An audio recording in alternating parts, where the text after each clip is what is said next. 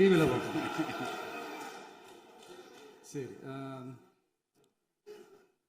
அதான் 5 நிமிஷம் பேசுனதுக்கே கொலத்தூரி இந்த ஆட்டம் ஆடிச்சு.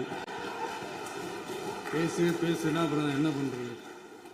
பணத்துல இருந்து ஒரு பைசா கூட தொடமாட்டோம், தொடவும் விடமாட்டோம், தொட்டா விடமாட்டோம், இதுக்கு முன்னாடி தொட்டவங்களையும் விடமாட்டோம்.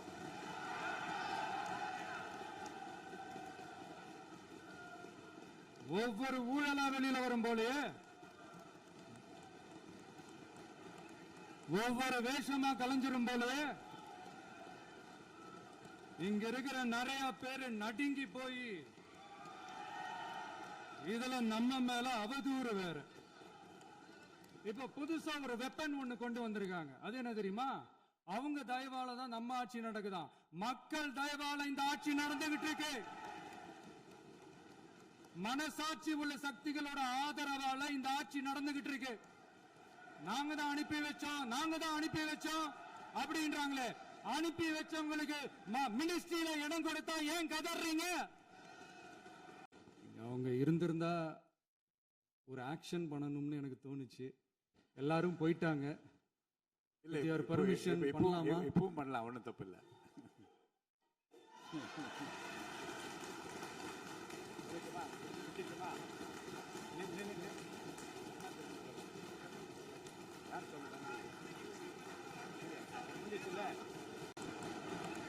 ஒவ்வொரு வேஷமா கலைஞ்சிரும் போல இங்க இருக்கிற நிறைய பேரு நடுங்கி போய் இதுல நம்ம மேல அவதூறு வேற. இப்ப புதுசா ஒரு வெப்பன் ஒண்ணு கொண்டு வந்திருக்காங்க. அது என்ன தெரியுமா? அவங்க தயவால தான் நம்ம ஆட்சி நடக்குதான். மக்கள் தயவால இந்த ஆட்சி நடந்துகிட்டு இருக்கு.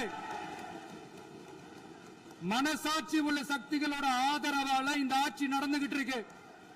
நாங்க தான் அனுப்பி வச்சோம் அப்படின்றாங்களே.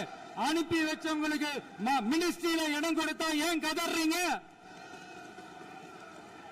ஏன் இவ்வளவு கோபம்? ஏன் இவ்வளவு கதறல்ஸ்? இதுல இன்னொரு முக்கியமான விஷயம், மார்க்சிஸ்ட் கம்யூனிஸ்ட் கட்சி நமக்கு ஆதரவு கொடுத்தது சுயேட்சையா எடுத்த முடிவுன்னு சொல்றாங்க. அதே மாதிரி இந்திய கம்யூனிஸ்ட் கட்சி நமக்கு ஆதரவு கொடுத்தது சுயேட்சையா எடுத்த முடிவுன்னு சொல்றாங்க. இதுல எங்க இருந்து நாங்க தான் அனுப்பி வச்சோம்னா புரியலையே. மக்களுக்கு நல்லா புரியும். எல்லாத்தையும் தெளிவா பார்த்துக்கிட்டு இருக்கிறாங்க.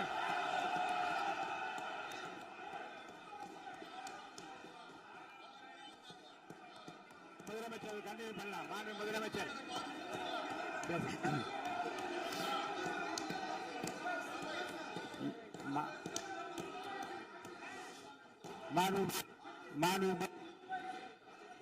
முதலமைச்சர் கண்டினியூ பண்ணலாம். நாம ஆட்சிக்கு வந்து சரியா 40 நாள் ஆகுது. அதுக்குள்ள என்ன செஞ்சீங்கன்னு கேக்குறாங்க. ஒரு லிஸ்ட் ஒன்னு சொல்றேன் கேளுங்க. பெண்கள் பாதுகாப்புக்காக சிங்கப்பெண் சிறப்பு படை, 200 யூனிட் வரை கட்டணமில்லா மின்சாரம், போதைப் பொருள் ஒழிப்புக்காக தனிப்படை, குறுவை நெல் சாகுபடியை ஊக்குவிப்பதற்காக 134.83 கோடி சிறப்பு தொகுப்பு திட்டம், வழிபாட்டு தலம், ஸ்கூல், பஸ் ஸ்டாண்டுன்னு அதுக்கு பக்கத்தில் இருக்கிற 717 மதுபான கடைகள் மூடப்பட்டன. அங்க வேலையில் இருந்தவர்களுக்கு வேறு கடைகளில் வேலை, கவனிக்கப்படாமல் விடப்பட்ட அம்மா உணவகங்கள் புதுப்பிக்கப்பட்டன. பத்திரப்பதிவு துறையில் பகல் கொள்ளைக்கு ஃபுல் ஸ்டாப் வைக்கப்பட்டுள்ளது. வருகையில்லா ஆவண பதிவு முறை கொண்டு வர உத்தேசிக்கப்பட்டு செயல்பாட்டில் உள்ளது. அரசு மற்றும் தனியார் மருத்துவமனையில் ஸ்கேன் மையங்களில் கருவுறுவதற்கு முன் மற்றும் பின் ஏற்படும் தவறுகளை கண்காணிக்கவும், மருத்துவ நிறுவனம் முறைப்படுத்தும் சட்ட விதிகள் பின்பற்றப்படுகிறதா என கண்காணிக்கவும், மருத்துவ மற்றும் ஊரக பணிகள் இயக்கத்தின் பயன்பாட்டிற்காக 40 புதிய வாகனங்கள் வழங்கப்பட்டுள்ளது. கூட்டுறவு வங்கியின் ஏழை எளிய மக்கள் வாங்கிய கடனுக்கு முதல் முத்தாய்ப்பாக ரூபாய் 2045 கோடி தள்ளுபடி வழங்கி ஆணையிடப்பட்டுள்ளது. ஒன்றிய அரசிடம் கேட்டுக்கொண்டதற்கிணங்க கடந்த 2 வருடமாக நிறுத்தி வைக்கப்பட்ட இருந்த ஜல் ஜீவன் மிஷன் திட்டம் புதுப்பிக்கப்பட்டு ஜல் ஜீவன் மிஷன் திட்டம் 2.0 நடைமுறைக்கு கொண்டு வரப்பட்டுள்ளது. 18,500 கோடி அளவில் உறுதியளிக்கப்பட்ட காஞ்சிபுரம் மாவட்டத்தில் மைய விரிவாக்க திட்டம், கோயம்புத்தூரில் மின்னணு பொருட்கள் மற்றும் மின்னணு அமைப்புகள் உற்பத்தி திட்டம், மற்றும் திருவள்ளூர் மாவட்டத்தில் காட்டுப்பள்ளி எல்என்டி கப்பல் கட்டும் தளம் விரிவாக்க திட்டத்திற்கு ஒப்பந்தங்கள் போடப்பட்டுள்ளன. அனைத்து நிர்வாக நடவடிக்கைகளும் மின்னணு முறையில் மாற்றம் கொண்டு வர நடவடிக்கை எடுக்கப்பட்டு வருகிறது.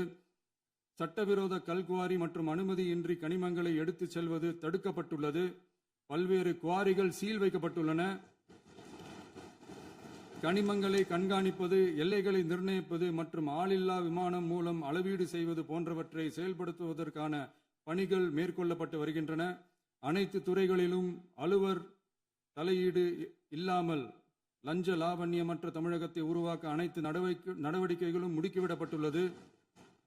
இதெல்லாம் சாம்பிள் தான், இன்னும் இருக்கு. இந்த வெறும் 40 நாளுக்குள்ளேயே இவ்வளவு செஞ்சிருக்கோம்னா இனி வர்ற நாட்கள்ல கொஞ்சம் கொஞ்சமா படிப்படியா ஸ்டெடியா உழைச்சி லஞ்ச லாவண்யம் இல்லாத, ஊழல் இல்லாத, பெண்களுக்கு பாதுகாப்பான, சுதந்திரமான, டிரான்ஸ்பரண்டான தமிழ்நாட்டை நம்ம சொந்தங்களான தமிழக மக்களுக்கு தர்றது தான் நம்மளோட ஒன் அண்ட் ஒன்லி டார்கெட். கண்டிப்பா அதை நிறைவேற்றியே காட்டுவோம். 8 கோடி மக்கள் நம்மளோட இருக்கிறப்போ ஏங்க இதை செய்ய முடியாது? பேசி முடித்தவுடன் நான் உங்களுக்கு அவகாசம் தருகிறேன். நீங்க ஒண்ணா சொல்லுங்க, என்ன என்று நீங்க சொல்லுங்க. உங்க சொல்லுகிற வாய்ப்பை நான் உங்களுக்கு தருகிறேன். இப்போது மாண்புமிகு முதலமைச்சர் உங்கள் உரையை தொடரலாம்.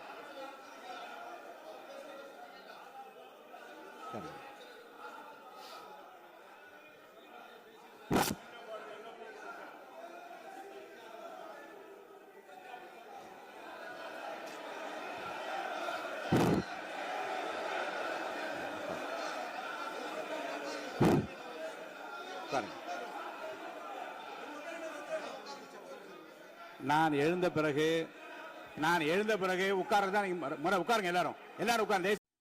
நாம ஆட்சிக்கு வந்து சரியா 40 நாள் ஆகுது. அதுக்குள்ள என்ன செஞ்சீங்கன்னு கேக்குறாங்க. ஒரு லிஸ்ட் ஒன்னு சொல்றேன் கேளுங்க. பெண்கள் பாதுகாப்புக்காக சிங்கப்பெண் சிறப்பு படை, 200 யூனிட் வரை கட்டணமில்லா மின்சாரம், போதைப் பொருள் ஒழிப்புக்காக தனிப்படை, குறுவை நெல் சாகுபடியை ஊக்குவிப்பதற்காக 134.83 கோடி சிறப்பு தொகுப்பு திட்டம், வழிபாட்டு தலம், ஸ்கூல், பஸ் ஸ்டாண்டுன்னு அதுக்கு பக்கத்தில் இருக்கிற 717 மதுபான கடைகள் மூடப்பட்டன. அங்க வேலையில் இருந்தவர்களுக்கு வேறு கடைகளில் வேலை, கவனிக்கப்படாமல் விடப்பட்ட அம்மா உணவகங்கள் புதுப்பிக்கப்பட்டன. பத்திரப்பதிவு துறையில் பகல் கொள்ளைக்கு ஃபுல் ஸ்டாப் வைக்கப்பட்டுள்ளது. வருகையில்லா ஆவணப்பதிவு முறை கொண்டு வர உத்தேசிக்கப்பட்ட செயல்பாட்டில் உள்ளது. அரசு மற்றும் தனியார் மருத்துவமனையில் ஸ்கேன் மையங்களில் கருவுறுவதற்கு முன் மற்றும் பின் ஏற்படும் தவறுகளை கண்காணிக்கவும், மருத்துவ நிறுவனம் முறைப்படுத்தும் சட்ட விதிகள் பின்பற்றப்படுகிறதா என கண்காணிக்கவும், மருத்துவ மற்றும் ஊரக பணிகள் இயக்கத்தின் பயன்பாட்டிற்காக 40 புதிய வாகனங்கள் வழங்கப்பட்டுள்ளது. கூட்டுறவு வங்கியின் ஏழை எளிய மக்கள் வாங்கிய கடனுக்கு முதல் முத்தாய்ப்பாக ரூபாய் 2045 கோடி தள்ளுபடி வழங்கி ஆணையிடப்பட்டுள்ளது. ஒன்றிய அரசிடம் கேட்டுக்கொண்டதற்கிணங்க கடந்த 2 வருடமாக நிறுத்தி வைக்கப்பட்ட இருந்த ஜல் ஜீவன் மிஷன் திட்டம் புதுப்பிக்கப்பட்டு ஜல் ஜீவன் மிஷன் திட்டம் 2.0 நடைமுறைக்கு கொண்டு வரப்பட்டுள்ளது. 18,500 கோடி அளவில் உறுதியளிக்கப்பட்ட காஞ்சிபுரம் மாவட்டத்தில் மைய விரிவாக்க திட்டம், கோயம்புத்தூரில் மின்னணு பொருட்கள் மற்றும் மின்னணு அமைப்புகள் உற்பத்தி திட்டம் மற்றும் திருவள்ளூர் மாவட்டத்தில் காட்டுப்பள்ளி எல்என்டி கப்பல் கட்டும் தளம் விரிவாக்க திட்டத்திற்கு ஒப்பந்தங்கள் போடப்பட்டுள்ளன. அனைத்து நிர்வாக நடவடிக்கைகளும் மின்னணு முறையில் மாற்றம் கொண்டு வர நடவடிக்கை எடுக்கப்பட்டு வருகிறது. சட்டவிரோத கல்குவாரி மற்றும் அனுமதியின்றி கனிமங்களை எடுத்துச் செல்வது தடுக்கப்பட்டுள்ளது. பல்வேறு குவாரிகள் சீல் வைக்கப்பட்டுள்ளன. கனிமங்களை கண்காணிப்பது, எல்லைகளை நிர்ணயிப்பது மற்றும் ஆளில்லா விமானம் மூலம் அளவீடு செய்வது போன்றவற்றை செயல்படுத்துவதற்கான பணிகள் மேற்கொள்ளப்பட்டு வருகின்றன. அனைத்து துறைகளிலும் அலுவலர் தலையீடு இல்லாமல் லஞ்ச லாவண்யமற்ற தமிழகத்தை உருவாக்க அனைத்து நடவடிக்கைகளும் முடுக்கிவிடப்பட்டுள்ளது. இதெல்லாம் சாம்பிள் தான், இன்னும் இருக்கு. இந்த வெறும் 40 நாளுக்குள்ளேயே இவ்வளவு செஞ்சிருக்கோம்னா இனி வர்ற நாட்கள்ல கொஞ்சம் கொஞ்சமா படிப்படியா ஸ்டெடியா உழைச்சி லஞ்ச லாவண்யம் இல்லாத, ஊழல் இல்லாத, பெண்களுக்கு பாதுகாப்பான, சுதந்திரமான, டிரான்ஸ்பரண்டான தமிழ்நாட்டை நம்ம சொந்தங்களான தமிழக மக்களுக்கு தர்றது தான் நம்மளோட ஒன் அண்ட் ஒன்லி டார்கெட். கண்டிப்பா அதை நிறைவேற்றியே காட்டுவோம். 8 கோடி மக்கள் நம்மளோட இருக்கிறப்போ ஏங்க இதை செய்ய முடியாது? மாண்புமிகு பேரவைத் தலைவர் அவர்களே, சட்டம் ஒழுங்கை பத்தி பேச்சு வந்தது. சட்டம் ஒழுங்கு சரியா இருக்கணும் அப்படின்றதுல எங்களுக்கு மாற்று கருத்தே கிடையாது. கண்டிப்பா லா அண்ட் ஆர்டர் கரெக்டா இருக்கணும், கரெக்டா இருக்கும், இருக்க வைப்போம். அதே மாதிரி பெண்கள் பாதிக்கப்படுறதையும் இங்க யாராலையும் சகிச்சுக்கவே முடியாது. அதுக்கான கடுமையான நடவடிக்கைகள் நம்ம அரசு எடுத்துக்கிட்டு இருக்கிறோம். இந்த சிங்கப்பெண் சிறப்பு அதிரடி படை கூட அதுக்கான ஒரு ஃபர்ஸ்ட் ஸ்டெப் தான். அதே மாதிரி இந்த போதைப் பொருள் நடமாட்டம் அதை கண்ட்ரோல் பண்றதுக்கும் நம்ம அரசு கடுமையான நடவடிக்கைகள் எடுத்துக்கிட்டு இருக்கிறோம். அதையும் கண்டினியூ பண்ணி எடுப்போம். மாண்புமிகு பேரவைத் தலைவர் அவர்களே, இப்போ நான் சொன்ன இந்த பிரச்சனைகள்லாம் 2026 போன மாதம் மே மாதம் 10ஆம் தேதி புதுசாக வந்துடல. இதெல்லாம் பல வருஷமா இருக்கிற பிரச்சனைகள் தான், பல வருஷமா கண்டுக்காம விட்ட பிரச்சனைகள் தான். இன்னைக்கு எதிர்கட்சிக்காரங்க அதை பற்றி கேட்கும் போது எனக்கு அது அக்கறையா தெரியல, அவதூறு அரசியலாக தான் தெரியுது, பழி போடுற அரசியலாக தான் தெரியுது. இப்படி அவதூறு பழி போடுறவங்கள பார்த்து ஒன்னே ஒன்று தான் கேட்கணும்னு தோணுது. கடந்த 9-10 மாசமா நம்ம ஸ்டேட்ல சட்டம் ஒழுங்கு டிஜிபியே இல்லை. சட்டம் ஒழுங்கு டிஜிபியை போடுங்கன்னு சொல்லி எல்லாம் ஓஞ்சி போயிட்டோம். போன ஆட்சியில் நடந்ததுக்கெல்லாம் இப்பதான் விடையே கண்டுபிடிக்கிறோம் நம்ம ஆட்சியில்.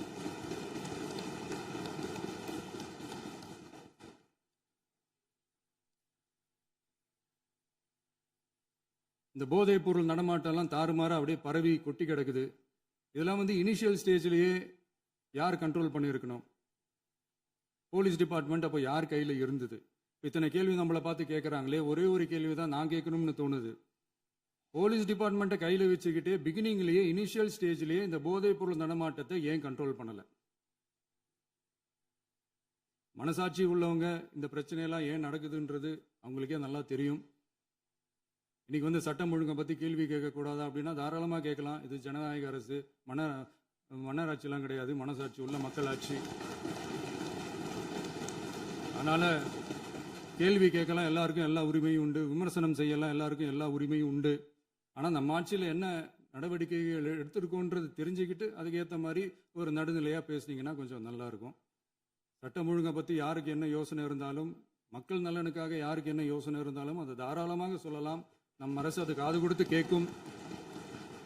ஆனால் நம்ம அரசினுடைய நிர்வாகத்திறன் அதை பற்றி பேசுறவங்களுக்கு இந்த ஊரடிச்சு உலையில போட்டு ஊழல் மேல ஊழலா செஞ்சுக்கிட்டு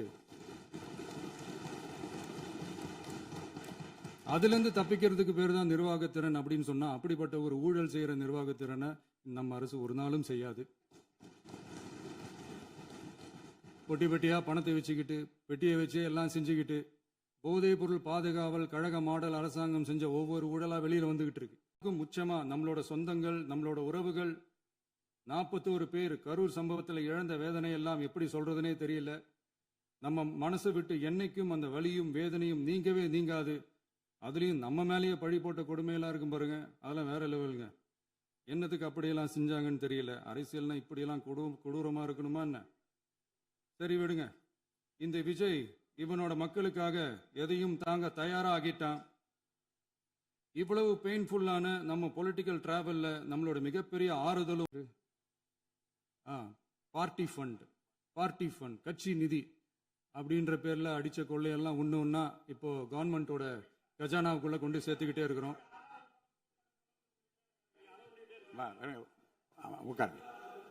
மாண்புமிகு முதல்வர்கள் பதில் உரைக்கு பிறகு முதல்வர் பதிலுக்கு பிறகு நேரம் தரேன். அப்ப அவங்க பேசட்டும். அவங்கள பேச அனுமதி. உட்காருங்க.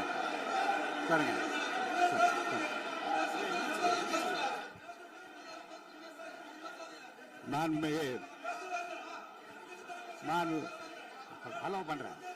உட்காருங்க. மாண்பு உறுப்பினர்கள் நீங்க இங்க உட்காருங்க. அமைதியா உட்காரு. நீங்க எல்லாம் உட்காருங்க. உட்காருங்க. மாண்புமிகு நீங்க எல்லாரும் உட்காருங்க. அமைதியா உட்காருங்க. இருங்க.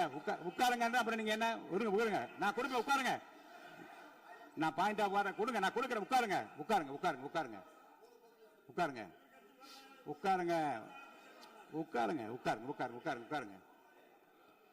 மாண்புமிகு முதல்வர் அவர்கள் போர்வையாக நிதானமாக சொல்லிக்கொண்டே இருக்கிறார். நீங்க குறிப்பெடுத்து வைத்துக் கொள்ளுங்கள். பேசி முடித்தவுடன் நான் உங்களுக்கு அவகாசம் தருகிறேன். நீங்க ஒண்ணா சொல்லுங்க. என்ன என்பது நீங்க சொல்லுங்க. உங்க சொல்லுகிற வாய்ப்பை நான் உங்களுக்கு தருகிறேன். இப்போது மாண்புமிகு முதலமைச்சர் உங்கள் உரையை தொடரலாம்.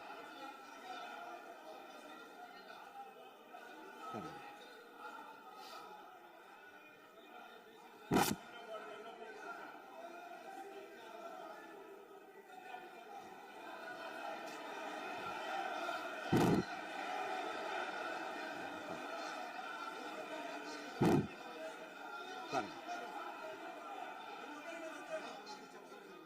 நான் எழுந்த பிறகு உட்கார்றதா முறை. உட்காருங்க எல்லாரும் உட்காருங்க. தேசிய உட்காரு. நான் அலோவ் பண்றேன். உட்காருங்க. அமைதியா உட்காருங்க. நான் அலோவ் பண்றேன். அமைதியா உட்காருங்க. அங்க இருந்து குரல் கொடுக்காதீங்க. உட்காருங்க.